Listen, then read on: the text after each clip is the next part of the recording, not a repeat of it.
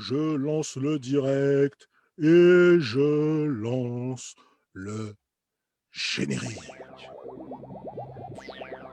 Ça commence, ça commence, ça commence. Tout le monde est en place. Tout le monde est en place. Tout le monde est là.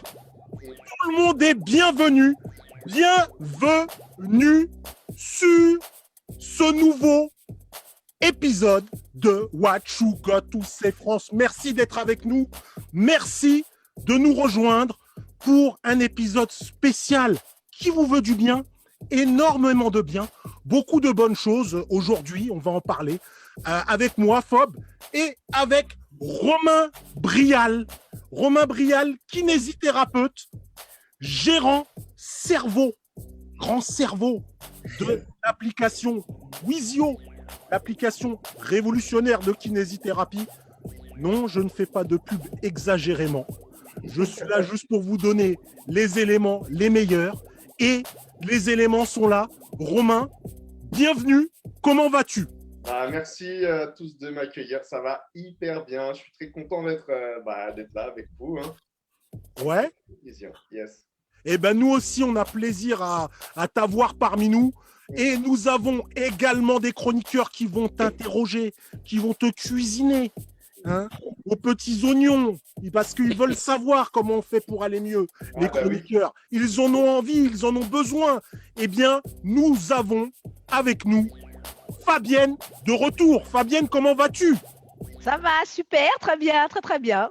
Fabienne, contente d'être parmi vous aujourd'hui. Fabienne, tu es une étoile et ça se voit avec ton fond d'écran. Tu es une étoile, tu scintilles, tu brilles. Merci d'être avec nous, Fabienne. Merci d'être avec nous. Nous avons également notre Dom national qui est là avec son maillot des Golden State Warriors. Steph Curry. Golden State. Ça, c'est fait. Superbe maillot, superbe état d'esprit. Bon état d'esprit. Merci, Dom, d'être avec nous. Un autre bon état de m'accueillir dès qu'on peut. Écoute, on va se renvoyer les salam alek et puis ça va le faire. On va être heureux. Là. Merci également à cette femme de valeur. J'aime le dire. Belinda Kay en mode esprit rebelle dans l'école à la Michelle Pfeiffer. C'est ça. Ça va ? C'est ça. Au contraire, bien studieuse dans mon école, je suis à ma place. Mais oui, j'attends de recevoir la leçon d'un kiné, donc allons-y, quoi. Le savoir est une arme. Le savoir est une arme, Belinda. C'est pour ça que je suis en classe. Et tu as les armes pour nous donner les éléments aujourd'hui, Belinda, ça fait plaisir. Nous avons également Lolo. Bonjour à tous. Bonjour. Et les white men can jump. Bam. Salut Lolo, ça va ? Ça va, au top, merci. Au top. Merci Lolo d'être avec nous. Merci à tous et j'arrête le générique. Comme à chaque fois. D'ailleurs, vous pouvez faire des Enfin.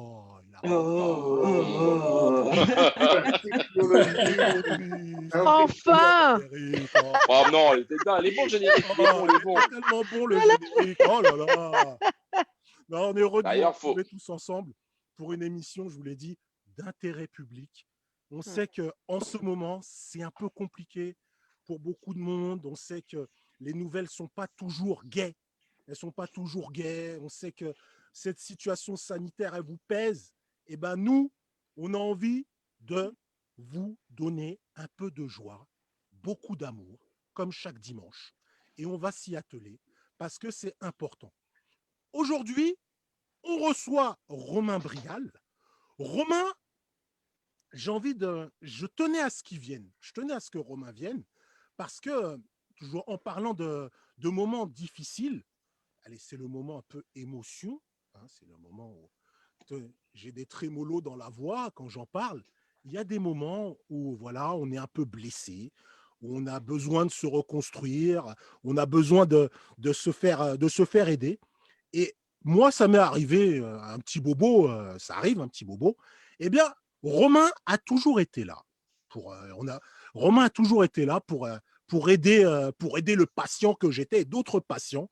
Et j'ai été très, très, très touché par sa façon de s'impliquer, vraiment s'impliquer, toujours donner ce sourire que j'ai envie de transmettre dans cette émission, ce sourire, c'est cette pêche, cette énergie qu'il a donné à tous ses patients, à tous ses patients, notamment à moi.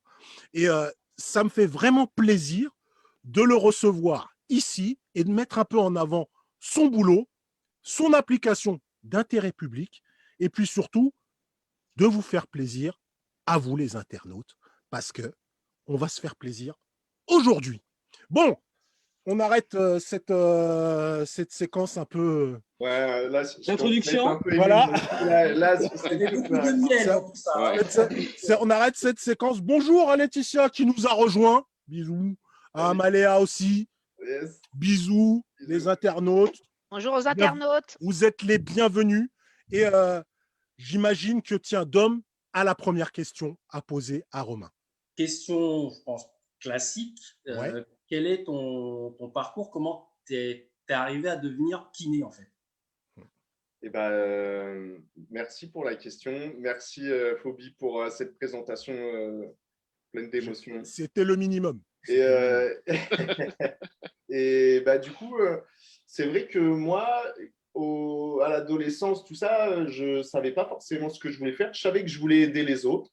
Je voulais peut-être me lancer dans la médecine. Les études paraissaient longues, difficiles, etc. Et au cours d'une randonnée avec mes parents, on a été partis sur 10 jours de randonnée. J'étais adolescent, relou. La randonnée sur les chemins de Saint-Jacques-de-Compostelle, pour être précis, dans des bleds tout paumés. Et au cours d'une descente, je me bloque le genou, en fait. Je me bloque un peu le genou.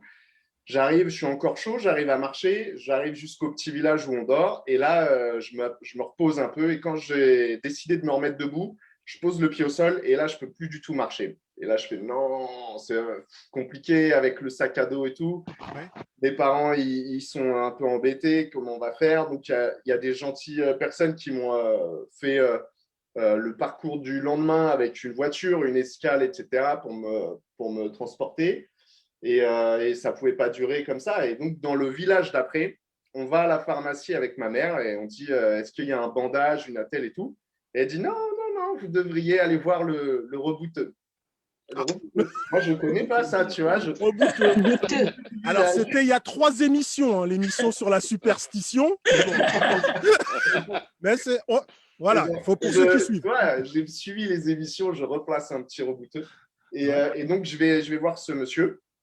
Et il regarde mon genou et il dit ah, ok, on va regarder, flexion, extension. Ouais. Il fait, ah là, ça te fait mal. Et il prend mon genou et tout d'un coup, il tire, tac. Et là, il me dit mets-toi debout, marche. Et pour moi, c'était une blague un peu. Enfin, il avait fait quelque chose, manipulation, mais pas aussi vite, quoi. Et donc là, je me mets debout et j'appuie sur la jambe, j'ai pas mal. Je commence à marcher, je fais waouh, c'est bizarre. Il a fait. Et on part. Et il nous restait 5 jours de randonnée. Et du coup, ça a travaillé dans ma tête. Et là, j'ai dit, mais moi, je veux faire ça. Et c'est sûr, je veux être comme lui, les super pouvoirs. Et du coup, il n'y a pas d'études de rebouteux en santé. J'ai choisi la voie de la kiné. Et quand j'arrive le premier jour dans l'école de kiné, je me dis, mais c'est quand même un peu… je me suis un peu renseigné, mais c'est un peu ouf parce que je n'ai jamais vu de kiné avant d'être là dans l'école et avoir validé l'examen d'entrée. Et là, j'arrive dans la promotion et je vois qu'il y a 90% de femmes. Et là, j'ai dit, c'est bon, je suis au bon endroit. Ah ben, on se refait pas. Et depuis, grosse passion pour la kinésithérapie. Voilà, j'ai été mordu tout de suite. Et du coup, c'est pour ça que j'essaie de transmettre énormément d'énergie à mes patients, de sourire. Et il y a des patients qui marquent ton parcours et FOB, il en fait partie. Donc, je suis très, très content d'être là aussi. Pour ça. Merci. Merci. Mais justement, j'avais une question à Romain par rapport à l'histoire que tu as racontée. Et j'ai un ami aussi un peu la même histoire que Fob. J'ai rencontré par rapport à mon fils qui était malade et il fallait faire la respiration voilà. Et du coup, j'ai sympathisé avec lui aussi. Et je voudrais aimer voir la différence parce que l'histoire que tu as racontée, c'est un peu ce que fait les ostéopathes. Ouais.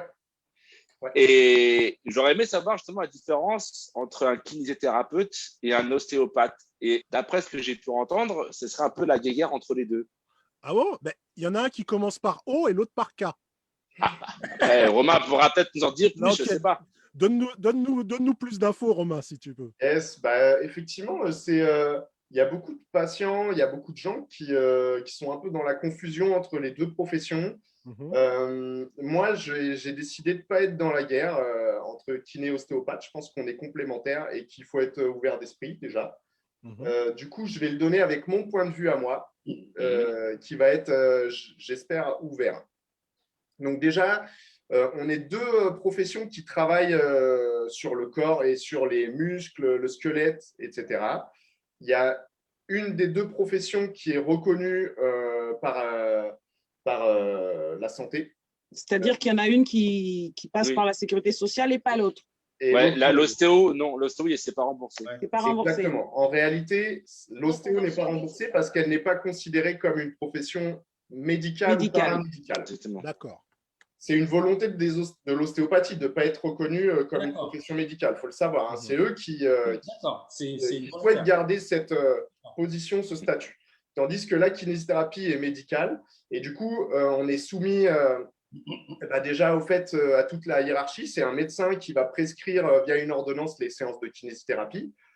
Deuxième impact, c'est qu'on est soumis à des études scientifiques régulières qui vont valoriser certaines pratiques ou les discréditer et les enlever de notre champ de compétences, par exemple.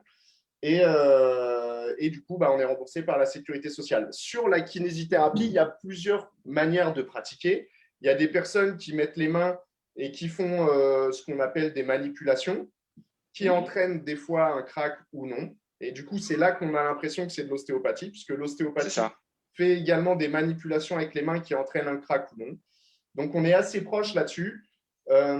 Sur la philosophie de la profession d'ostéopathe, c'est j'ai un blocage quelque part. Si je résous le blocage de mon patient, le corps va retrouver son homéostasie, son équilibre naturellement. Homéostasie, définition. Romain, tu vas pas nous embrouiller. L'homéo quoi? L'homéostasie. Genre, tout le monde a capté ici. Non, mais, mais c'était beau, ça. C'était beau. Ouais, c'était beau, fallait placer. Qu'est-ce que c'est? Tu nous le redis, c'est quoi l'homéostasie? L'homéostasie, c'est l'équilibre du corps au niveau du métabolisme, etc. Donc, la guérison, en fait, quand tu vas bien, quand tu as zéro douleur, c'est que l'équilibre est bon dans ton métabolisme, ton sang, etc., le pH. Voilà, ça, c'est l'homéostasie. Tout se passe bien. Pour la philosophie des ostéopathes, quand tu as une douleur et qu'elle poursuit, qu'elle devient chronique, qu'il y a de l'inflammation, c'est que l'équilibre n'est plus là. Il y a un déséquilibre quelque part. Exactement. Et du coup, en manipulant, le patient est passif sur la table, il va le manipuler et là, faire revenir l'homéostasie. Le kinésithérapeute peut utiliser une manipulation, mais lui, il considère que le déséquilibre vient des fois d'un déséquilibre de souplesse et de force. Il ajoute ça au panel de travail que l'ostéopathe considère moins, on va dire. Et du coup, je vais donner, dans ma pratique, des assouplissements à mes patients pour rééquilibrer le corps. Et je vais donner du renforcement et je vais donner des exercices d'équilibre, ce que l'ostéopathe ne fait pas et ne demande pas à ses patients. Oui. L'ostéopathe, c'est un peu ponctuel, son traitement. C'est là où… Voilà. Voilà. Du coup, dans quel cas tu vas voir un kiné et dans quel cas tu vas voir un ostéopathe? Donc, dans quel cas tu vas avoir un kiné? Alors, le kinésithérapeute va agir sur plus de pathologies que l'ostéopathe. On va agir sur la neurologie quand tu as un accident vasculaire cérébral, un AVC, quand tu as une hémiplégie, une paraplégie, etc. Nous, on est justement le personnel soignant apte à te rééduquer. Pareil sur de la traumatologie, quand tu as une fracture, c'est nous qui allons te renforcer pour te permettre de marcher derrière. Quand tu as un problème dans la pneumologie, quand tu as un problème des poumons pour les bébés ou pour les adultes, c'est nous qui allons drainer les poumons, etc. Donc, on agit sur des champs qui n'appartiennent pas à l'ostéopathie. L'ostéopathe, sur le lumbago, le mal de dos, le mal de genou, le blocage de genou, etc., il va agir. Le kiné aussi.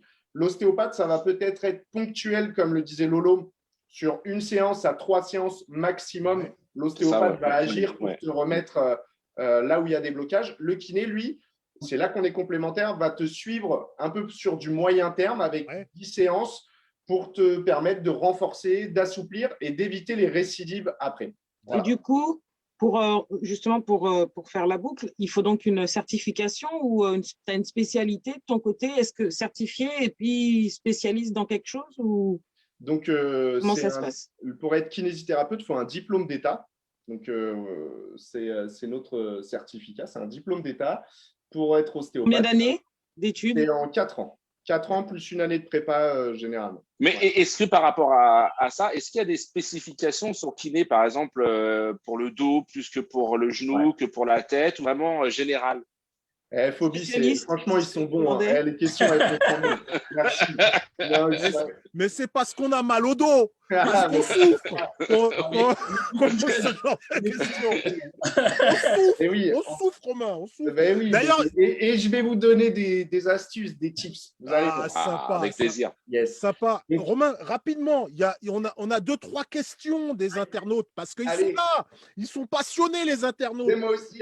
Il y a Laetitia qui nous dit que l'ostéopathe est remboursé par la mutuelle. Exactement. Certaines mutuelles. Certaines mutuelles, ouais. Certaines mutuelles. On fera peut-être du moins, ça ne rentre pas dans le barème de la sécurité sociale et il faut que vous ayez un contrat de mutuelle qui, lui, prend en charge tout ou partie de la consultation et je vous inviterai à vous assurer chez Bibi et je ne citerai pas le nom.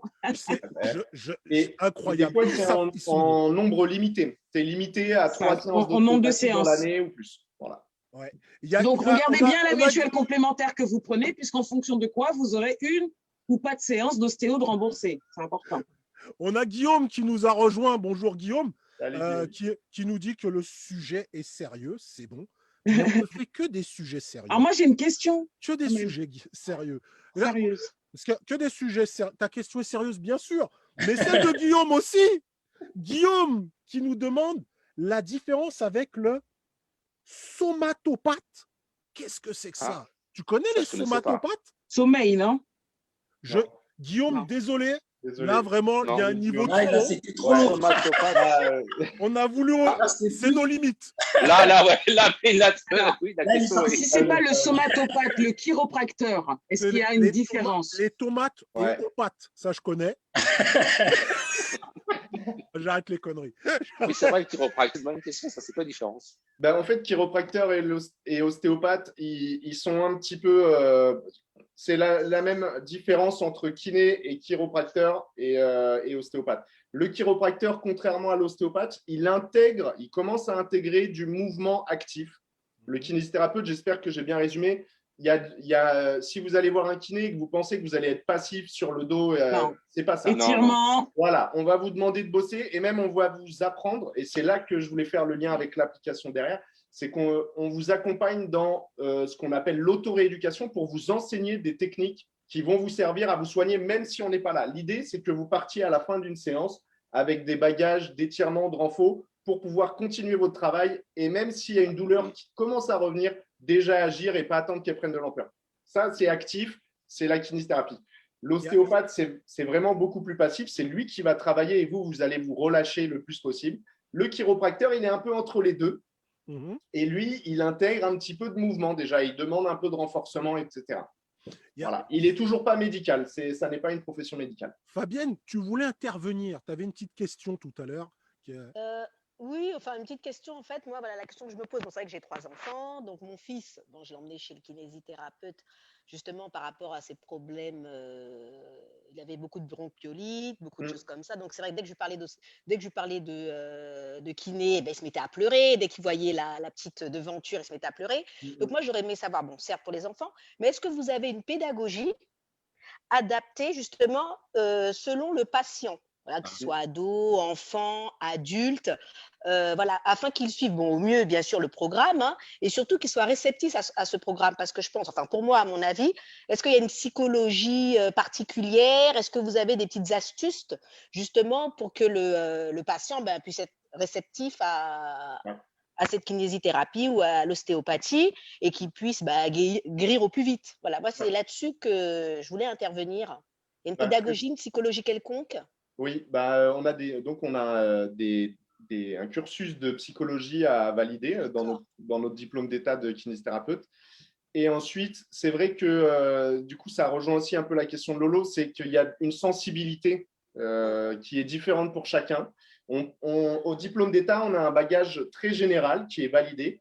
Et ensuite, tu peux te spécifier, faire une spécification pour prendre en charge plus les bébés, plus les adolescents, plus les personnes âgées, plus les sportifs, plus le dos. Moi, ma spécialité, c'est le dos, des lombaires jusqu'au cervical. Et les sportifs amateurs, voilà, c'est les deux spécialités que j'ai. Et effectivement, sur les bébés, bah, moi, j'avais pas la fibre aujourd'hui de la prise en charge des bébés, donc je l'ai délégué à d'autres personnes qui sont spécialistes dans ce domaine-là. Donc, vous choisissez un peu vos clients, d'accord, ok. Tu peux nous rappeler le massage qu'on fait là, sur les bébés, là, qui est très violent? Le massage, là, pour faire expectorer, là. Oui, la pauvre bout de chou. Mais on a tous pleuré quand on a vu ça. C'est un câlin, c'est un petit… Comment ça s'appelle? Dis le nom du… En fait, c'est pour les bronchiolites. Les bronchiolites, c'est des bébés qui ont du mucus, donc des sécrétions avec des microbes dans les bronches. Et ça s'inflamme, etc. Ça les empêche de bien vivre. Donc, nous, on va faire un massage sur les bronches, qu'on appelle un AFE, une augmentation du flux expiratoire. Et du coup, on va faire ressortir le mucus. C'est très impressionnant pour les parents. Ouais, c'est vrai. Ça l'est moins pour le bébé. On se rend compte aujourd'hui quand même que dans la prise en charge, même si le bébé ne sait pas parler, il comprend beaucoup de choses et il faut lui expliquer avant de faire la manipulation. Il faut lui expliquer ce qu'on va faire. Et moi, le plus gros problème que j'avais avec les bébés, c'est qu'ils ne voulaient pas pleurer et donc il n'y avait rien qui sortait. Ils rigolaient. Ils voyaient ma tête. On aurait dû le faire ça sur le mien. Oui, ça aurait été génial. Bon, moi, j'ai une question sérieuse quand même. Elle était sérieuse, ma question, Béli, quand même. Oui, mais une autre, Fabienne. Non, mais Fabienne, pardon. Je voulais dire, en plus de celle de Fabienne, j'ai une autre question également sérieuse. Car il n'y a que des questions sérieuses ici. Moi, j'avais une question concernant le type d'accident qui emmène justement à venir consulter le kiné. Parce que je suis sur un métier de protection de la vie des autres. Et je sais qu'on a beaucoup d'accidents de la vie privée qui amènent à des accidents. Et je voudrais savoir, toi, dans ton métier, quel type d'accidents, généralement, sont réorientés vers toi après coup? Ok. La pathologie qu'on rencontre le plus au cabinet, c'est la lombalgie, le mal de dos. Je pense que entre 70 et après, selon ta spécialisation, mais tu as au moins 70% des patients qui viennent pour du mal de dos, des lombaires ou des cervicales ou au niveau thoracique. Voilà. C'est le mal du siècle à cause d'une sédentarité, à cause de manque de conseils et d'équilibre de mouvement entre la flexion qu'on a toute la journée. On supporte toute la journée le dos enroulé en position assise, en fait, quand on est devant un PC, quand on mange, quand on est en voiture, etc. On est beaucoup trop en flexion par rapport à redresser en extension. Là, et Fabienne se redresse là. Du coup, c'est bon. Oui. Voilà, allez. Le mimétisme. Redressons-nous, les amis. Je te jure. Et du coup les accidents les plus fréquents, c'est sur des faux mouvements qui vont entraîner des lombalgies. Et après, on a beaucoup de troubles musculo-squelettiques qui arrivent dans les entreprises liés aux vibrations, à la position assise prolongée ou au port de charge. Voilà. Donc, et après, on a tout un panel d'accidents de la vie privée, mais qui peut… là, normalement, à cette période de l'année, on a tous les accidents de ski. Pas cette année, mais les autres années, on a tous les accidents de ski. N'y allez jamais. Jamais. Moi aussi, j'essaye de sauver les gens. D'accord. N'y allez jamais. Et Romain, par rapport à ce que tu avais décrit sur pourquoi tu as fait ce métier-là, maintenant, ça fait certaines années que tu en pratiques. Est-ce que tu as fait le bon choix? Ouais, carrément. Ouais. Tu kiffes?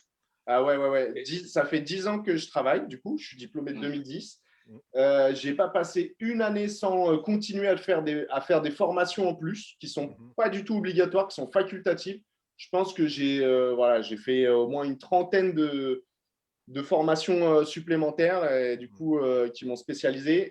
Et maintenant que je travaille aussi dans une start-up, où je travaille beaucoup derrière le PC, où j'appelle des gens au téléphone, etc., je me rends compte que la beauté aussi de notre métier, c'est que de kinésithérapeute, c'est que dans une journée, toutes les demi-heures, tu rencontres une nouvelle personne. Oui, justement.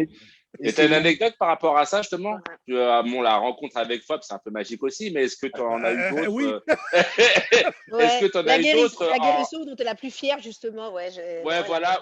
La guérison, ouais. Ou la guérison, ou l'inverse, peut-être. Un échec aussi, peut-être. La meilleure réussite. Ouais. Et il y a les deux. Hein. Il y a des réussites et il y a des échecs, évidemment. Les échecs qui permettent de se remettre en question, moi, dans mon cas, de me motiver à continuer d'apprendre, à continuer de rechercher. Et les échecs, c'est pas ceux qui font le plus plaisir, mais ils font du bien quand même. Et par contre, il y a une belle réussite que j'ai eue et j'ai envie de parler de celle-là plutôt. Je vais parler de la réussite que c'était en Martinique, puisque j'ai travaillé du coup 2 années en Martinique, dans cette très belle île des Dom-Tom.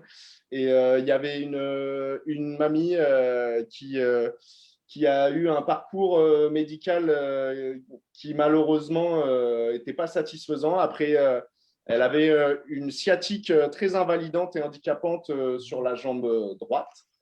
Et du coup, le chirurgien, après plusieurs années d'errance médicale, la sciatique s'empirait de plus en plus, le pied se paralysait, la jambe se paralysait. Il a décidé d'opérer, ils ont opéré. Et après l'opération, malheureusement, c'était toujours la même chose, sauf que là, les vertèbres étaient quand même soudées. Il y avait eu un acte dessus, on ne peut plus rien faire après, tu vois. Ouais. Et cette patiente, moi, je venais de valider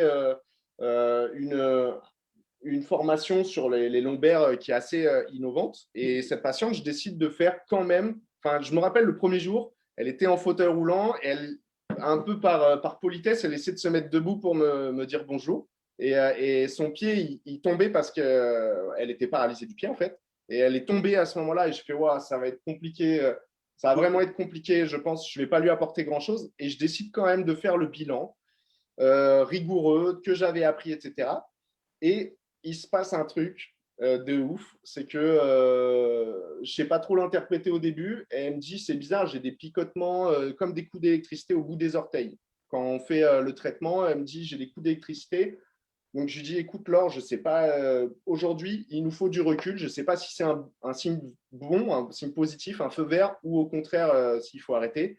Mais jusqu'à présent, tu ne ressentais plus trop tes orteils. On continue et on voit ce que ça donne d'ici 3 jours, 2 semaines. Et je vais te demander de faire ton mouvement d'extension que je vous montrerai tout à l'heure, le cobra. Je vais te demander de le faire 50 fois dans la journée, réparti sur l'ensemble de la journée. Au total, sur la journée, il faut en avoir fait 50.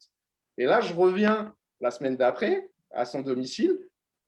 Elle me dit, c'est bizarre, j'ai des sensations dans les orteils, etc. Et je dis, tu as bien fait tes extensions? Elle me dit, ouais, j'en ai fait par contre beaucoup plus. Je dis, c'est quoi? Et, en fait, elle s'est butée à faire ça toute la journée. Et Laure, elle n'a pas du tout écouté les 50, elle en a fait 100, 150. Elle faisait ça toute la journée. Et au bout d'1 an, on a récupéré toute la motricité de sa jambe, toute la force de sa jambe. Et au bout d'1 an, on a réussi progressivement à marcher, à lever la jambe, à renforcer. C'est super. Et au bout d'un an, Laure, pour lui enlever les barrières mentales qu'elle avait, je lui disais, vas-y, on va faire sur 5 mètres, on va courir maintenant, Laure. Elle me disait, mais non, c'est pas vrai. Jessica, je te soutiens par le bras, on va le faire ensemble. Et du coup, on le faisait. Et ça lui enlevait des barrières. Et du coup, tous les matins, elle allait marcher pour aller chercher le courrier à 1 kilomètre, etc. Elle faisait son aller-retour.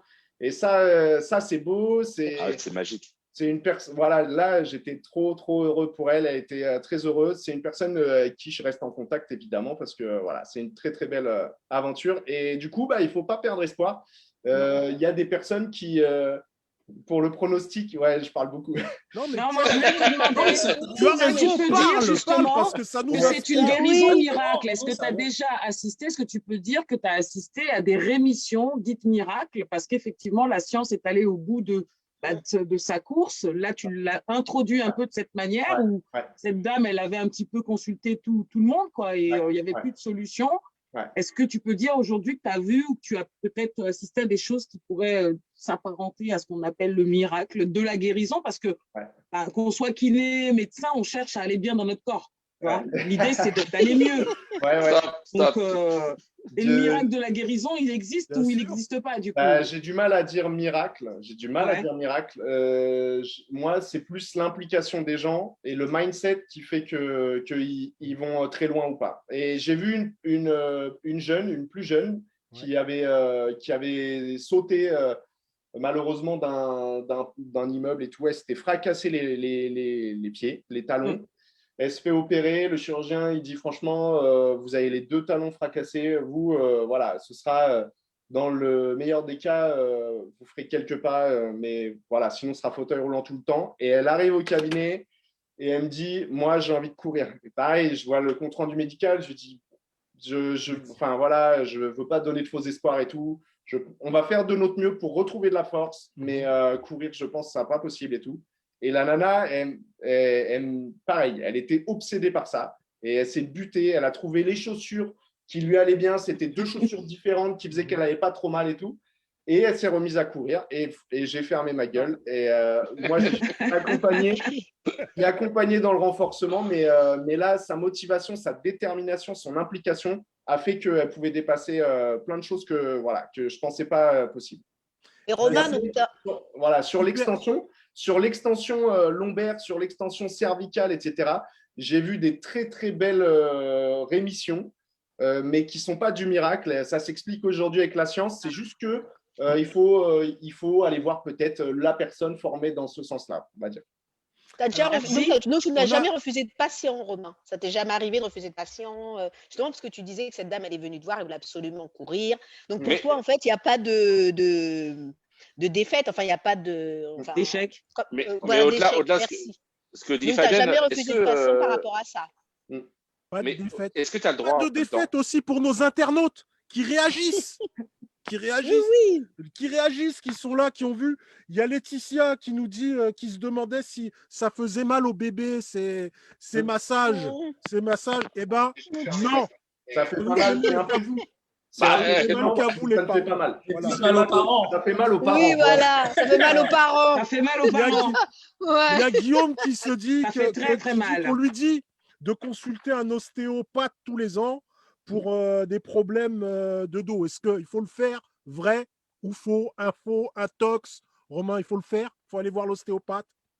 Pourquoi pas? C'est dans le bien-être. Si tu n'as pas de douleur et que tu veux faire un check-up, tu peux aller voir un ostéopathe. Si tu n'as pas de douleur et que tu veux faire un check-up, tu peux aller voir un kinésithérapeute aussi. Même sans ordonnance, tu peux voir un kinésithérapeute et peut-être voir les deux, ressortir avec des exercices. Moi, je pense que le plus important, c'est que tu saches prendre ta santé aussi un peu en main. Tu vois. Quand tu as une douleur dans le bas du dos parce que tu as fait un faux mouvement, je te promets qu'il y a des gestes, il y a des mouvements, si tu les fais tout de suite, ça évitera que ça prenne de l'ampleur. Et moi, c'est ça que j'ai envie d'enseigner aux gens et c'est pour ça que j'ai fait ce métier, que je fais l'application. Nous avons également Maryse qui sauve des vies. Maryse qui sauve aussi des vies. Docteur, s'il vous plaît. Qui est venu nous rejoindre. Bisous, Maryse. Maryse qui nous dit, question médicale, il y a des patients qui lui demandent toujours de lui prescrire, de prescrire un nombre de séances. En tant que médecin, elle se sent souvent mal à l'aise à dicter au kiné ce qu'il sait mieux faire qu'elle. Est-ce au kiné ou au médecin de choisir le nombre de séances et le type de rééducation nécessaire, ou est-ce l'énonciation du diagnostic et du résultat des examens qui suffit sur la prescription du kiné? Je pense qu'on est en plein gré anatomie là. Non mais Maryse, c'est précis. Merci beaucoup Maryse. C'est je pense un très bon médecin parce que voilà, la mise à jour, c'est qu'aujourd'hui, il n'est plus indispensable pour le médecin de noter le nombre de séances qu'il va falloir faire au kinésithérapeute, ni les techniques qu'il va devoir faire. Le kinésithérapeute est très bien armé pour évaluer et faire le pronostic du nombre de séances qui va suffire, sachant que quand le kiné met peut-être 10 séances, c'est 10 séances facultatives. Si le patient va mieux au bout de 3 séances, il n'aura pas besoin des 10 et on pourra s'arrêter là. Mais c'est le kinésithérapeute maintenant qui évalue et donc c'est plutôt comme ça qu'il faut faire les ordonnances. Kiné ou masseur? Masseur kinésithérapeute. C'est le diplôme, c'est les deux. Masseur kinésithérapeute. Et le massage fait partie de nos actes. C'est là où je voulais en venir. Ouais, c'est une thérapie très intéressante, le massage. Par contre, pour avoir l'adhésion du patient, c'est intéressant. Par contre, ça ne soigne pas le massage. Aujourd'hui, on a des études scientifiques qui montrent que le massage, ça permet de diminuer la douleur, de rendre le traitement plus confortable. Mais il faut obligatoirement, pour les kinés, là, les preuves scientifiques, elles vont tous dans ce sens-là. Il faut amener le patient vers le mouvement, c'est impératif. Bougez. J'étais étonné justement, moi qui me suis fait aussi plusieurs fois voir le kiné, il n'y a pas que les mains qu'ils utilisent, ils utilisent des machines comme les ultrasons, comme des bandes chauffantes et d'autres encore ustensiles. Ouais. Et ça, c'est impressionnant, quoi. Puis ça fait vraiment du bien. Ouais, effectivement, ondes de choc, ultrasons, tu peux utiliser du tape, tu peux utiliser de la chaleur, tu peux utiliser du TENS, c'est des électrodes qui te mettent un courant dans le muscle, soit pour le renforcer, soit dans l'articulation pour la soulager. Voilà, c'est des outils qu'on a dans notre boîte à outils de thérapeute. Romain, je voulais rebondir sur le fait que tu disais justement que tu voyais des personnes quasiment toutes les 30 minutes. Je discutais justement avec un ami qui est aussi kiné, je te passe le bonjour, et qui me disait qu'il y a aussi souvent un aspect psychologique aussi, que dans les mots, des fois, souvent même, ça pouvait être justement parce que la personne elle n'était pas bien dans son quotidien, et que le fait justement d'être pas bien amenait justement ces mots, et que justement comment toi tu appréhendes et comment tu peux justement déterminer si c'est vraiment un mal physique ou peut-être psychologique. Comment tu arrives à le déterminer en fait? Eh ben, effectivement, on appelle ça des douleurs psychosomatiques. C'est une somatisation des douleurs. Oh, de mots compliqués. Tout par une... Non, mais là... Ça, on scrape, c'est bon. C'est la somme des mots. Voilà. Somme des mots. Additionner les mots. Donc, en fait, effectivement, le bien-être psychique a un impact fort sur les douleurs et peut déclencher des douleurs. J'essaie de ne pas focaliser le patient sur cette partie-là parce que si on se focalise sur la partie psychologique, et du coup, les bienfaits mécaniques sont moins importants. Donc, moi, j'essaie plutôt de trouver avec le patient et tout en accueillant la sphère psychologique qui l'englobe, j'essaie de l'accompagner vers un mouvement qui va réduire les symptômes, voire les abolir complètement. Et si on trouve ça, dans les études scientifiques aujourd'hui, on sait que ça a un impact très fort psychologiquement. C'est-à-dire que tu as beau avoir toujours ton stress, ton patron qui t'embête, etc. Si tu as vécu l'expérience de « tiens, en faisant un petit peu d'extension de cobra, je me relève et ma sciatique est nettement moins forte. » Déjà, c'est vrai que ça va. Voilà, ça c'est un logiciel qu'on met dans la tête. Et du coup, tu sais que tu as un remède mécanique. Et moi, j'essaie de guider les gens vers là. Et quand je vois qu'il y a un impact psychologique fort, je suis aussi là pour en discuter avec le patient et l'orienter vers les psychologues qui sont bien plus aptes à suivre quelqu'un sur ce plan-là que nous. Eh bien, on va parler justement dans cette deuxième partie de cette orientation. Cette orientation, comment on va pouvoir vous aider. Et moi, Romain, tu as été à l'initiative d'un super projet. C'est cette application Wizio. Est-ce que tu peux… Alors, je résume, tu me diras si je dis des bêtises ou pas, mais cette application, c'est un peu la kinésithérapie à domicile sur son application avec des exercices validés par le kinésithérapeute, si j'ai bien compris. Est-ce que tu peux nous en parler un petit peu de la genèse de cette application? Complètement. Et promo. Allez, promo. Ça marche, ça fonctionne. En fait, c'est au-delà c'est même pas de la promotion, mais ce que ça va dans le discours que j'ai depuis le début de ma carrière, c'est que quand plus un patient est impliqué et plus les résultats vont être bons. En fait, plus il va être impliqué plus il va croire en sa guérison, plus il va faire de mouvements chez lui entre les rendez-vous, et plus il va aller loin dans la guérison et des fois dépasser les limites. Et on en a parlé tout à l'heure avec les miracles un petit peu. Et du coup, depuis le début, moi, ce que j'essaye, c'est qu'à la fin de la séance, le patient il reparte avec un exercice ou 2 exercices à faire jusqu'au prochain rendez-vous. Le problème, c'est qu'on n'a pas de support pour le transmettre, cet exercice. Donc, au début, je le faisais sur des post-it, je le donnais, le patient l'oubliait, revenait la séance d'après, il disait « je ne me rappelais plus » ou « j'avais peur de mal faire, donc je n'ai pas fait ». Et au bout d'un moment, FOB rigole. Je sais. Ah, je sais. C'est du vécu, apparemment. Voilà. C'est du vécu, oui. Du vécu. Non, mais c'est vrai. C'est vrai. Bien connaître. Du coup, ce qu'on s'est dit avec un ami kinésithérapeute, c'est il faut qu'on filme les exercices qu'on donne à nos patients et qu'on en fasse quelque chose pour un support visuel qui puisse faire en sorte qu'on transmette sans qu'il y ait de déperdition entre la séance. Elle a quel âge ton appli du coup? Donc, du coup, l'appli, elle a 1 mois. Ah, ça fait 2 ans. En exclusivité mondiale, chez Huachuca tout fait. C'est ça, bravo.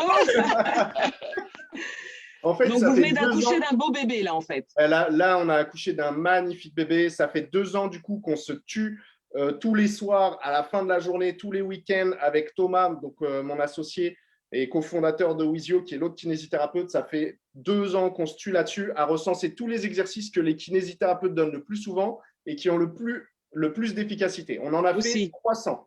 On a filmé les 300 vidéos dans des studios avec des mannequins. On est parti vraiment… Avec des mannequins. Ouais, des vrais mannequins. Et du coup, voilà, on a mis la qualité et on s'est entouré ensuite pour faire l'application digitale d'autres cofondateurs qui sont techniques, avec des développeurs, un chef de projet digital, graphique aussi et créatif avec une web designeuse et quelqu'un qui a la réalisation et au montage des vidéos. Et tous ensemble, aujourd'hui, on a accouché d'un très beau bébé qui s'appelle Wizio, c'est le coach kiné, où dedans, on a fait des programmes préconçus par les kinésithérapeutes en fonction des mouvements qu'il va falloir faire pour rapidement vous soulager si vous avez une douleur. C'est pas la fin, c'est pas la fin. Le projet va plus loin que ça. Et là, dans 2 mois, on va sortir l'autre bébé qui s'appelle Wizio Pro, qui va être connecté à Wizio. Et Wizio Pro est dédié uniquement aux professionnels de santé, aux kinésithérapeutes, qui pourront, à la fin de la séance, avec Dom, avec n'importe qui d'entre vous, prendre sur notre bibliothèque de 300 exercices celui que tu as envie d'envoyer à ton patient. Et ton patient recevra dans sa boîte mail l'invitation à l'inscription sur Wizio et le programme personnalisé, individualisé par le kiné. Donc, voilà un petit peu l'outil qu'on veut faire. Question, pourquoi Wizio? Wizio, c'est la contraction de We Are Physio. Physiothérapie, c'est kinésithérapeute en anglais. Et notre volonté, ce n'est pas de s'arrêter aux frontières francophones. On a vraiment envie d'apporter, si possible, la santé à des gens pour qui la santé n'est pas accessible. Au niveau anglo-saxon, clairement, la santé, c'est une injustice. Il y a des gens qui souffrent, qui n'ont pas les moyens et qui vont devoir se contenter de boiter toute leur vie, d'avoir mal au dos. Et tu penses que l'application peut leur apporter justement cet accès à ce soin médical qu'ils n'auraient pas eu par ailleurs?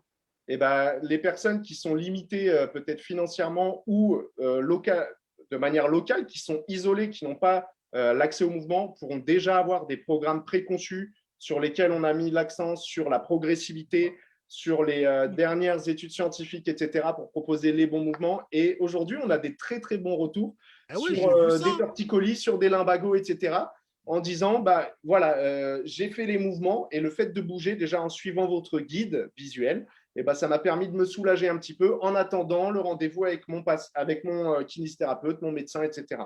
Donc, en fait, ton appli, c'est plus en fait une sorte d'accompagnement par rapport à, par exemple, à la personne qui a rendez-vous avec un kiné. C'est plus un complément, en fait. Exactement. Voilà, d'accord. C'est un complément qui va te permettre après de faire peut-être quelques exercices, de pouvoir… de garder le bon geste aussi, le bon geste dans l'exercice. Ça ne remplace pas le kiné, c'est un complément. Et prévenir, c'est préventif aussi. C'est préventif. C'est préventif. Ouais. Et non, la précision, elle est hyper importante, Dom, et tu fais bien de rebondir là-dessus. On ne remplacera jamais le kinésithérapeute. Jamais. Jamais. Le kinésithérapeute qui met ses mains, qui fait le bilan, qui est consciencieux, tu ne le remplaceras jamais. C'est pour aller plus loin dans la continuité du soin, en fait. dans l'attrait. Et effectivement, si tu n'as pas l'accès à un kinésithérapeute, ça peut déjà être... Oui, ça peut déjà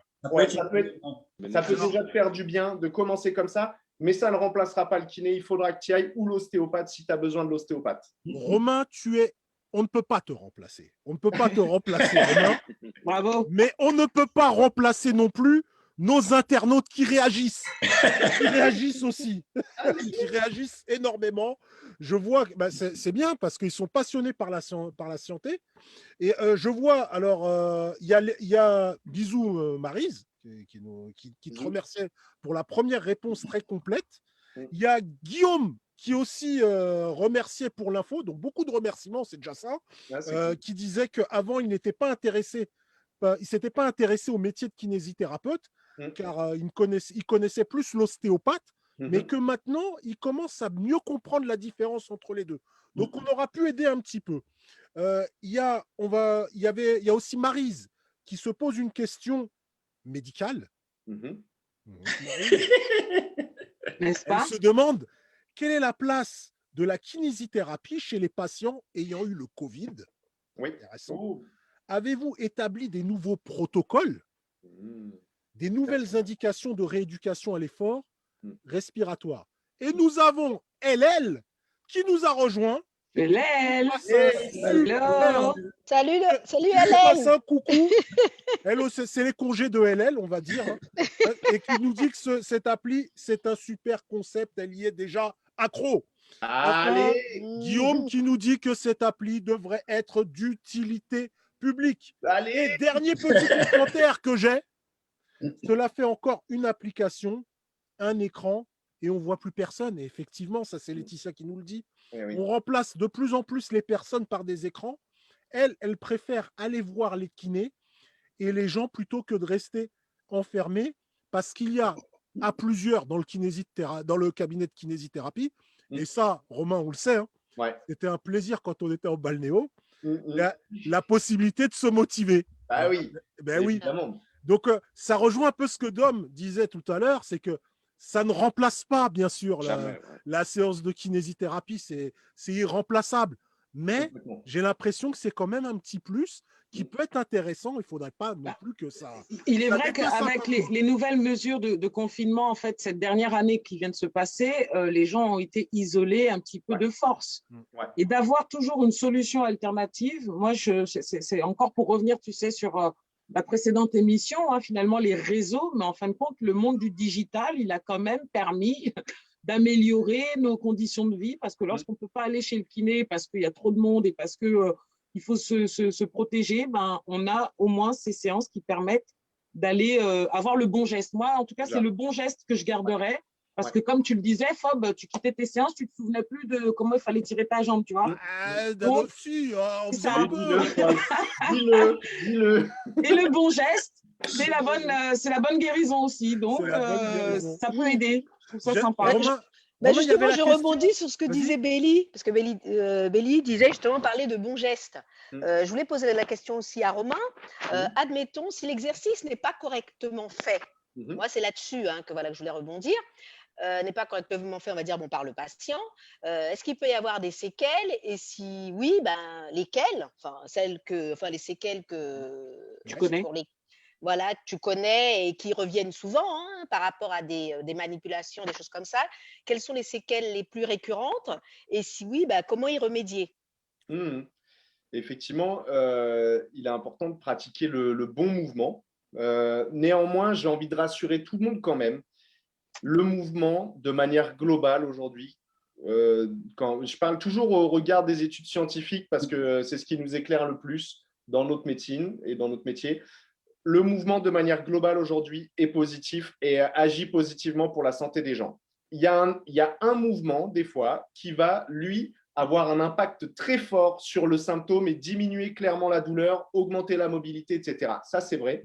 Néanmoins, si tu te trompes un petit peu de mouvement, normalement, tu devrais ressentir qu'il se passe quelque chose de pas bien, il faut mieux l'arrêter tout de suite. Il n'y a pas de séquelles derrière un mauvais mouvement. Je n'ai jamais vu de séquelles. Ce que j'ai vu, par contre, c'est des gens qui vont trop vite, trop fort. Ils font le bon mouvement ou ils font un mouvement et ils sont motivés. Mais ça, c'est la même chose en musculation ou en sport. tu es motivé, tu te dis je vais aller courir. Et là, c'est le début du confinement, la fermeture des salles de sport. Je cours 1 heure. J'ai droit à 1 heure, je cours 1 heure et tous les jours 1 heure. Une semaine de blocage de dos. Et voilà, tu vas trop vite, trop fort en fait. Et c'est ça le truc qui est négatif. C'est si tu vas trop vite, trop fort, là tu peux avoir une inflammation derrière, des douleurs. Tu te remets en repos et tu peux reprendre. Romain, tu n'as pas répondu. Tu n'as pas répondu à la question de Marie, ce qui était assez intéressante, sur cette influence un peu du Covid. Parce que, bon, effectivement, c'est une question actuelle. Est-ce que vous avez modifié vos protocoles là-dessus? Donc, c'est fini, on ne se fait plus la bise, quoi, quand on vient non. Là, aujourd'hui, quand tu viens au cabinet, il y a plein de mesures qui ont été prises qui ont été mises en place sur les tables, tu vois, on met du plastique, on désinfecte les mains, on ne touche pas les portes, etc. Les distanciations sociales, elles ne peuvent pas être respectées en kiné parce qu'il faut qu'on touche le patient. Néanmoins, on prend toutes les précautions nécessaires avant, après, ça c'est obligatoire. Tu es masqué? Bien sûr que je suis masqué. Ouais, je suis masqué toute la journée avec tous les patients, c'est important. Les patients aussi, les patients les plus fragiles, je vais les voir à domicile pour ne pas les exposer à une éventuelle partage de virus dans la salle d'attente, etc., même si on fait tout ce qu'il faut. Voilà. Et ensuite, il y a un protocole qui se met en place pour les patients qui ont été atteints du Covid et qui ont des symptômes, des retentissements respiratoires. Et j'ai vu des jeunes de 30 ans même qui étaient essoufflés, qui étaient vraiment impactés sur leur vie de tous les jours. Ils ne pouvaient plus monter un escalier pour aller chez eux sans être essoufflés, etc., sans faire des pauses. Et donc là, on met en place des protocoles de reconditionnement à l'effort. Et donc, ça peut se faire avec des mouvements de renforcement doux et progressif à la maison. Et on a essayé d'aller dans ce sens-là avec l'application, dans la section bien-être, de mettre en place 2 protocoles très doux de remise en forme sur l'application pour participer à renforcer des muscles clés comme les fessiers qui vont te permettre de marcher, de monter les escaliers. Les fessiers. Les dames. Oui, pourquoi les dames? Oui. Merci Béli, pourquoi les dames? On a les mêmes problèmes. Non, mais vraiment. C'est important. Les hommes aussi, mais bon, les dames. Ils n'ont pas d'escalier à monter, eux. Non. Romain, j'avais une question justement sur l'application. J'ai plus ou moins regardé. Alors peut-être que j'ai mal cherché, mais j'ai vu des exercices à faire avant effort. Et je n'ai pas trouvé des exercices à faire après effort. Bien. Alors, est-ce que je n'ai pas trouvé peut-être ou est-ce qu'il n'y en a pas volontairement? Alors, effectivement, pour la prévention, on acte plus dans le sens de la prévention des blessures. Et dans le sport, on va te proposer plus des échauffements, on va dire, ou un renforcement physique global pour éviter des douleurs. Donc, on est plus sur de la prévention et de l'échauffement à ce moment-là. Les étirements aujourd'hui, au regard de la science, une fois de plus, ils ne sont pas indispensables et ils doivent être faits au moins 2 heures. Ouais, et ils doivent être faits au moins 2 heures après l'effort. Non, mais c'est sérieux quand tu dis que c'est pas indispensable les étirements après effort? Contrairement à qui est pratiqué. Oui, les deux. Non, pour moi, les deux sont importants. Attention, je ne mets pas l'un plus que l'autre. Lolo, tu n'as pas été pro. Non, mais Fab, excuse-moi. On pratiquer du basket. Si, en étant jeune, non, à un certain niveau, je n'ai pas la mais au basket, quand j'étais espoir, on faisait des échauffements pour se chauffer, on pratiquait l'entraînement, mais on faisait toujours des étirements. Dans l'espoir. N'importe quel sport. Non, mais oui, je fais le basket parce que je l'ai pratiqué, mais dans tous les sports pour moi. En fait, les étirements, ils sont importants. Ils soulagent les contractures musculaires, ils soulagent le muscle, etc. Néanmoins, on se rend compte aujourd'hui que l'étirement avant l'effort est contre-indiqué, alors qu'avant, dans les échauffements, on intégrait des étirements. Aujourd'hui, c'est clairement contre-indiqué parce que ça augmente l'exposition aux blessures. En diminuant, l'étirement avant l'effort est contre-indiqué et j'insiste dessus parce que en étirant ton muscle, tu diminues la rapidité de contraction via le réflexe sensoriel. Ouais, exactement. La classe. Mais on a vous êtes tous de médecine ou quoi? Qu'est-ce qui se passe? Il faut arrêter de regarder les plateaux télé des docteurs là. On regarde Grey's Anatomy, tu vois, c'est urgent finalement ça. les réflexes myotatiques avant l'effort, il doit être conservé et du coup, on évite d'étirer le muscle pour le conserver. Et ce que je veux dire, c'est qu'après l'effort, si tu t'étires tout de suite, ça n'a pas d'effet sur ta récupération ni d'effet bénéfique. Aujourd'hui, on conseille de s'étirer, si tu le souhaites, mais ça n'est pas une obligation, 2 heures après l'effort. Donc après, il y a aussi une chose à prendre en considération, c'est le niveau de pratique sportive. Si tu es dans un pôle espoir, tu vas avoir un temps de récupération qui est nettement amoindri par rapport aux sportifs amateurs qu'on est tous. Enfin, moi, la plupart des gens sont sportifs amateurs. Mais Romain, le pôle espoir, ça n'est pas une référence sur le sport parce que vous allez beaucoup plus loin. Vous avez besoin de médecins, d'un staff médical derrière, de massages réguliers, de choses qui n'est pas indispensable à un sportif classique. Amateur. Alors, deux petites réactions intéressantes. Donc, il y a Fredo iCube qui nous a rejoint et qui vous félicite parce que vous avez investi dans des fonds verts. Bravo. Et ça part dans des tasses. Ah, c'est toujours ça. On a LL qui se demande si on peut avoir. Si on peut avoir. Oui, bien sûr. Changement. Il y a LL qui nous demande si on peut avoir des exos conseils en live. Mais oui. Mais oui, c'est prévu. C'est prévu. C'est prévu. Des exos conseils en live parce qu'elle a mal au genou. Au genou. Parce qu'elle a mal au genou. Donc, je ne sais pas ce que vous. C'est peut-être l'arthrose. Hein. Voilà. Je pense que c'est la vieillesse, hein, c'est tout. Et il y a Guillaume qui se posait la question de savoir si toi, Romain, tu as eu des patients réticents pour qui tu ne pouvais rien faire. Ouais. Des patients qui veulent pas. J'ai eu un patient. Impossible de le toucher. Et à partir de là, effectivement, j'étais limité. Forcément, c'est compliqué. Ouais, ça a été compliqué. Et il y a d'autres anecdotes. Il y a LL qui se pose une question aussi, qui a été étonnée. Elle se dit, mais quand il y a des courbatures, il ne faut pas s'étirer? Ça soulage sur le coup de s'étirer, mais ça n'a pas d'impact sur la rapidité de récupération. C'est de l'eau. Il faut boire beaucoup d'eau, je crois. Mais qu'est-ce qu'il faut faire justement pour masser avec des rouleaux, ça peut faire du bien aussi. Se mettre dans des bains de glace, ça fait du bien aussi. C'est plutôt dans ce sens-là. C'est plutôt la glace et la cryothérapie qui montrent aujourd'hui une tendance à l'amélioration. L'amélioration de ce problème de courbature. Et ben, ça vous allez vous enfermer dans un frigo à moins 150 et puis après, vous êtes bien. Mélida, une dernière question. J'ai vu que tu en avais une, Mélida. En fait, on a pu les aborder, mais je vais quand même… Moi, j'en ai une.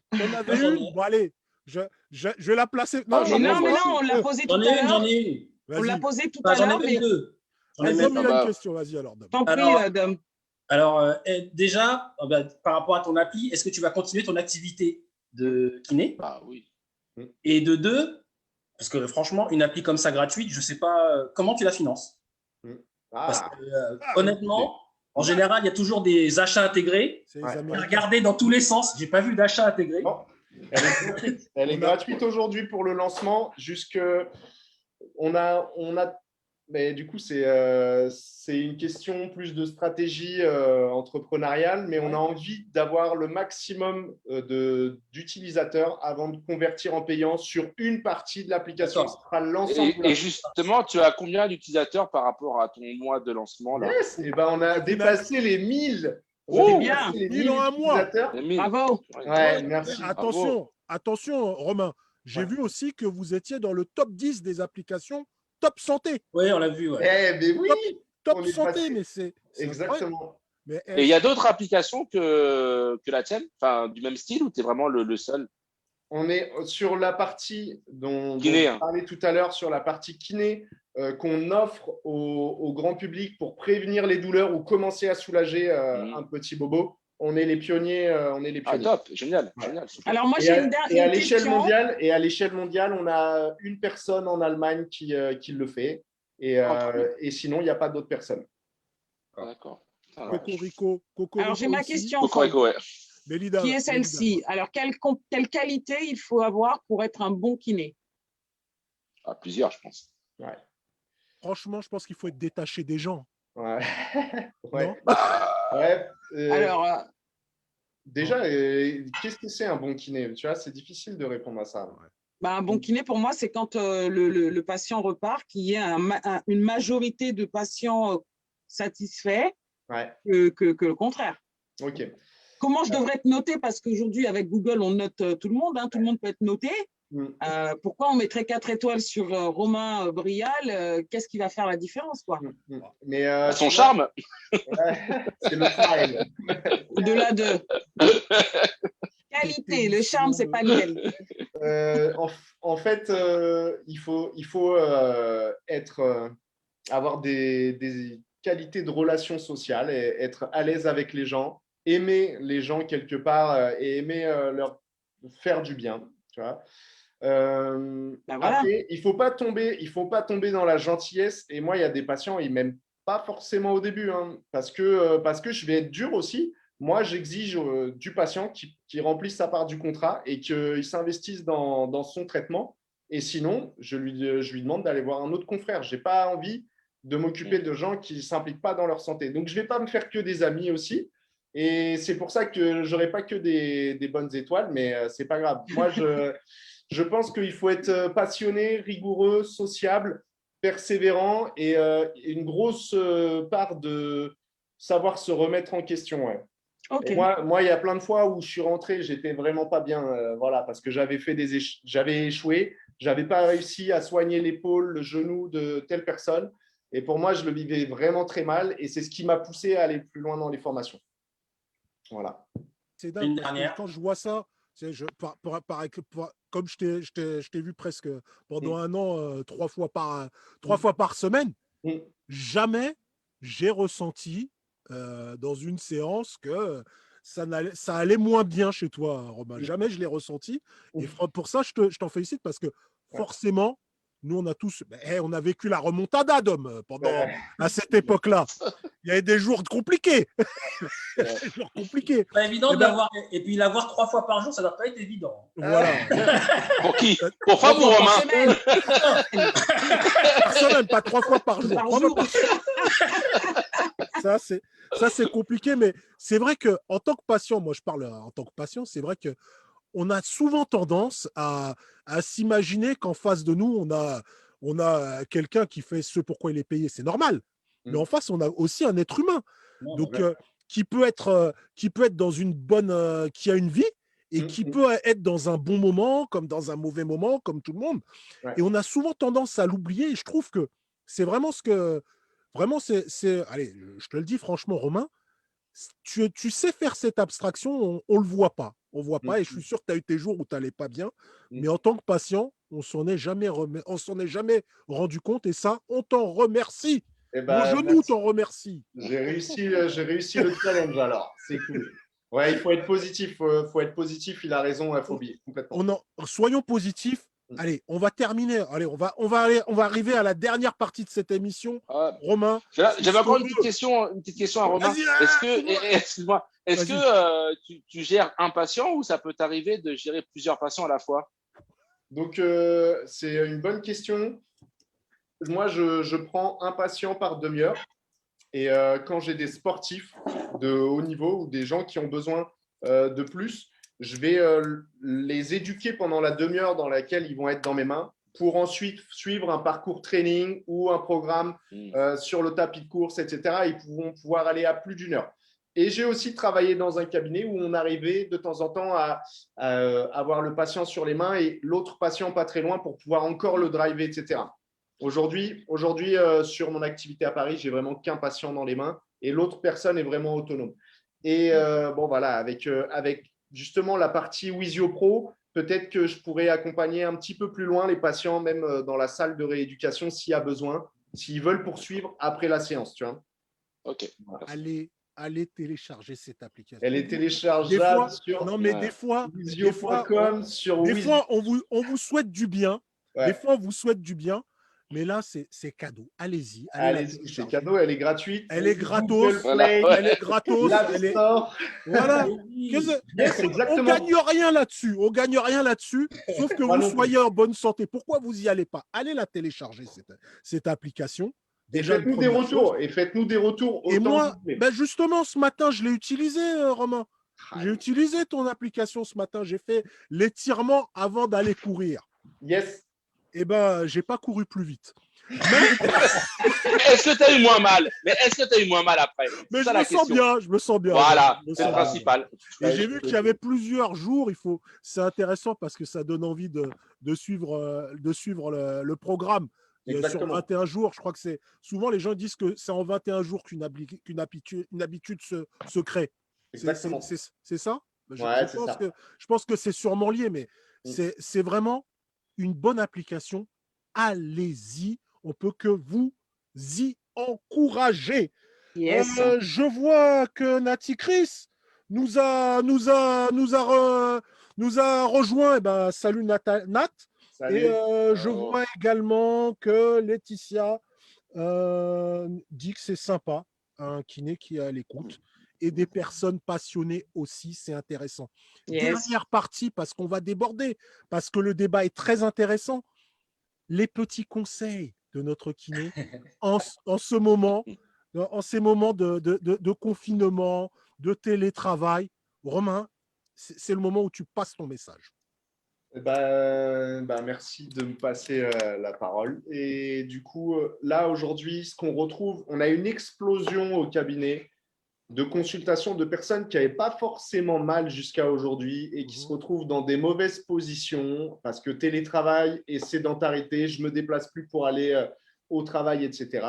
Et du coup, on a une explosion de consultations pour des douleurs de bas du dos, des douleurs des épaules, des trapèzes, du cou. Et en fait, il y a quelques clés déjà à utiliser. Et la première, c'est si vous travaillez chez vous, à domicile, en télétravail, s'il vous plaît, il n'y a pas que la position assise pour travailler. Essayez, si possible, de prendre le PC et de le mettre sur un meuble, de l'ajuster avec un rehausseur, etc., pour travailler un petit peu debout, un petit peu assis. Et ça, je vous jure, ça change la donne, ça change la vie, parce que votre dos ne va pas rester trop d'heures dans la même position. En fait, ce qu'on remarque, c'est que le dos supporte très bien toutes les positions, mais il n'aime pas rester trop longtemps dans la même. Donc, si vous alternez un petit peu le travail en position assise et un peu de travail en position debout, et si pourquoi pas vos appels, vous les faites en marchant dans le salon ou dans l'espace que vous avez, c'est déjà une très, très bonne chose. Ça a un impact très fort sur votre santé. Ça, c'est la première chose que je vous conseille de faire, vraiment. La deuxième chose, c'est qu'on a tendance dans la vie actuelle, une vie classique, de rester plus longtemps en position assise qu'en position redressée, en fait. Et le dos va se mettre en position de flexion quand on est assis. Et du coup, on a un déséquilibre de mouvement entre l'extension et la flexion. Donc, si vous ressentez une petite douleur ou pas, et si vous voulez juste prévenir des douleurs, je vous conseille de faire des mouvements d'extension pour rééquilibrer les contraintes entre flexion et extension. Et alors, on peut tout à fait imaginer juste mettre les mains dans le bas du dos et faire quelques petits mouvements pour se redresser. Alors, le premier mouvement va peut-être être un petit peu raide, un peu sensible. Vous allez sentir que votre dos il n'a pas l'habitude d'aller dans ce sens-là. Allez-y gentiment, allez-y doucement. Allez, tout le monde. Allez, voilà. Allez, tout le monde, Fabienne. Voilà. Tout le monde en faisant des extensions régulières du dos, et ça, c'est très bien documenté, en faisant des extensions peut-être 2 minutes toutes les 2 heures au cours de la journée, vous évitez des vraies douleurs de dos, des lombalgies, des sciatiques. Pareil sur les cervicales. Et là-dessus, je vous renvoie pour avoir la bonne progression, les bons mouvements et les bons conseils de kiné. À l'application, on a mis en place des programmes pour ça, un programme notamment télétravail pour ceux qui ont pas mal et qui veulent juste faire une pause mouvement. On a mis en place un programme pour ça. Pour les cervicales, le gros problème, c'est la tête en avant, là, le cou de pigeon. Vous voyez un petit peu Tout à fait. On a toujours tendance à être… Complètement. Ouais. Ça pèse très lourd. Une tête, ça pèse quand même lourd. Et ça va dépend des têtes. Ouais, ça dépend des têtes. Ouais, c'est vrai. Mais on a tous des bonnes têtes. Donc, ça pèse très lourd sur les cervicales, sur les trapèzes. Et des fois, ça va descendre jusque dans la main, les doigts. Et vous ressentez des fourmillements dans les doigts. Là, il faut vraiment consulter. Là, vraiment, il faut y aller. Il ne faut pas hésiter. Pour contrer ça, dès les premiers symptômes, il va falloir essayer d'aller un peu en rétraction. C'est un mouvement où vous faites translater la tête vers l'arrière. En fait, on va juste dans l'autre sens. Ouais, ça fait une tête un peu d'Égyptien comme ça, vous voyez, breakdance. Yes. Et du coup, en faisant ça, pareil, comme pour les lombaires, on commence à réajuster un petit peu les tensions musculaires et ligamentaires. Eh ben, on a des trucs à faire. Hein. Yes. Ouais. Eh oui, mais il y a des choses à faire, mais c'est des super conseils quand même. Ouais. Tout à fait. Et l'idéal avant l'été, si vous voulez avoir vraiment la colonne alignée bien comme il faut, tout ça, on me demande mais qu'est-ce qu'il faut que je fasse? Oui. Et ben, la clé, ce serait juste de sortir la poitrine, d'avoir la poitrine sortie en permanence. Mais sortez, je n'arrête pas de leur dire. Bombez le torse. Moi, c'est poitrine. Bombez le torse. La poitrine. Mais oui. Faites les coques. Faites les coques. N'hésitez pas. Et il y a un programme, il y a un challenge. Moi, je vous lance un défi, messieurs. Boum. Ce soir, je vous lance un défi. Boum. Là, tu un challenge sur l'application Wizio, un programme qui s'appelle se tenir plus droit en 3 semaines. Pas 1, pas 2, mais 3 semaines. 3 semaines. 3 semaines. Et du coup, sur ce programme-là, j'aimerais bien que vous fassiez votre expérience, que vous fassiez peut-être même une photo avant-après. On se prête au jeu. Allez, on va jusqu'au bout. Vous fassiez les mouvements tous les jours, une séance ou 2 fois la même séance dans la journée et en 3 semaines. On refait un petit check-up ensemble à What You Got to Say et vous me dites vos impressions. Si on est voûté ou si on est… Ou si on est poitrine sortie, tu vois. Ça va le faire. Et ça doit se constater de manière naturelle, c'est-à-dire sans forcer, sans faire l'effort. Bon, exactement. Bélida. En fait, le programme insiste beaucoup sur des muscles situés entre les omoplates, qu'on appelle les rhomboïdes. Et ces muscles-là, encore un mot technique. Rhomboïde. Tu vas me redresser les rhomboïdes. Voilà. Pour redresser les rhomboïdes. Et en fait, c'est des muscles posturaux automatiques. Plus tu vas les solliciter au cours de la journée, plus le cerveau va interpréter le message en disant « Ah tiens, ceux-là, ils ont besoin d'être un peu plus toniques. » Et donc, si tu les stimules régulièrement dans la journée, et d'ici 3 semaines, c'est l'engagement qu'on prend en tout cas, ils devraient être plus toniques et de tenir un petit peu plus droit. Tu devrais sentir des changements. Tu as un geste là du rhomboïdage là ou pas? Yes. Évidemment, j'ai un geste de rhomboïdage. Robot. Attention. Est-ce que vous me voyez? Oui, on voit bien. Rhomboïde-nous un peu plus. Le rhomboïde efficacement, il faut sortir la poitrine. 1. Ah oui. 2. Serrer les omoplates dans le dos. 3. Yes. Les omoplates. Et troisième point, je serre et j'abaisse. Ce que je ne veux pas voir, c'est les épaules là comme ça. Ah oui. Non. D'accord. Okay. Attention. Ok. Pour les footballeurs, c'est l'amorti de la poitrine. Pour les footballeurs, c'est l'amorti de la poitrine. Pour Fab, c'est pour Fab ça. C'est pour toi. C'est voilà. Quand vous faites ce mouvement-là, il faut penser à respirer et à sortir la poitrine, à serrer les omoplates dans le dos. Et vous devez sentir que ça chauffe un peu entre les omoplates. Il y a un rembobinage, effectivement. Un rembobinage. Attention, tout est enregistré. Tout est enregistré dans cette émission. Romain a lancé un défi. N'est-ce pas? Il a lancé un défi. Se tenir plus droit en 3 semaines. Exactement. Voilà. Maintenant, il y a pire comme défi. Je veux entendre des « j'accepte ce défi ». Validé. Je veux voir.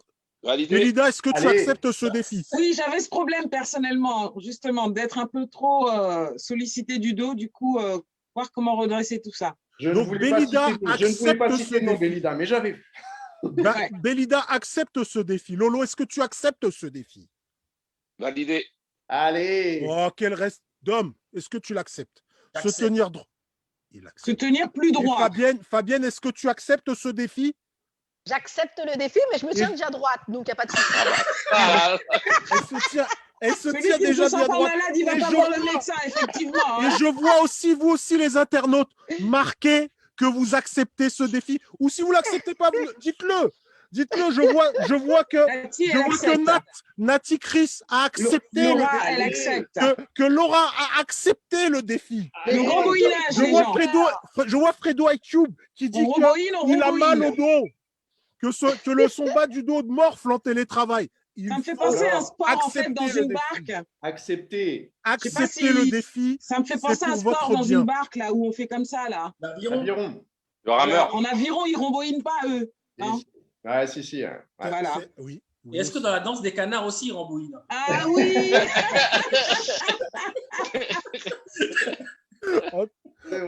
Et je vois même que Maria a accepté le défi. Allez, Acceptez le défi, c'est beau. Mais attention, tout ça, c'est sur Internet. On vous le ressortira si vous ne l'avez pas fait. Dans 3 semaines, on fera le bilan.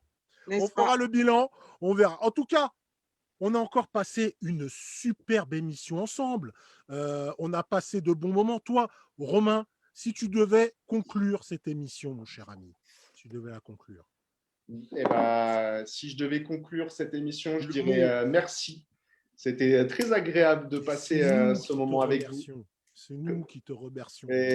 Ah non, c'est moi qui remercie. Et si vous voulez me remercier, c'est cool aussi. Mais j'ai passé un très bon moment. Merci de m'avoir donné la parole, de m'avoir pu transmettre un peu d'énergie et de passion pour la kinésithérapie. Je vous invite vraiment à prendre soin de votre santé, mais sachez qu'il ne faut pas forcément beaucoup de temps pour prendre soin de sa santé. En 5 minutes, 10 minutes, si c'est régulier, si c'est tous les jours, faire quelques petits mouvements, 5 minutes, 10 minutes, ça a déjà un impact très fort sur votre santé. Voilà ce que je voudrais finir de dire.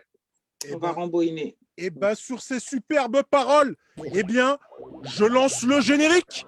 C'était What You Got to Say France épisode 11 avec Romain Brial, le meilleur kiné de la Terre et de l'univers, qui est venu nous donner ses conseils, nous présenter son application d'intérêt public. Et on en a discuté avec d'excellents chroniqueurs. Il y avait avec nous Fabienne qui était là. Yes, merci Fabienne. Elida Kay. Il y avait Dom. Il y avait Lo. C'est là avec nous. Merci de nous avoir suivis. Merci Romain. Merci Romain. Merci Fob. Merci beaucoup. Merci. Portez-vous bien. Merci à Romain et à tous les kinés aussi. À tous les kinés et tous ceux qui ne sont pas kinés, les docteurs, tout le monde. Vous remercie. Voilà, c'est l'émission kiné, Fob. C'est l'émission kiné. Prenez soin de vous. Oui, merci aux internautes pour leurs questions, c'est vrai. Mais où est-ce qu'on donne autant d'amour sur le net? Où est-ce qu'on donne autant d'amour? Je ne sais pas. Portez-vous bien. Bisous. Allez, ciao.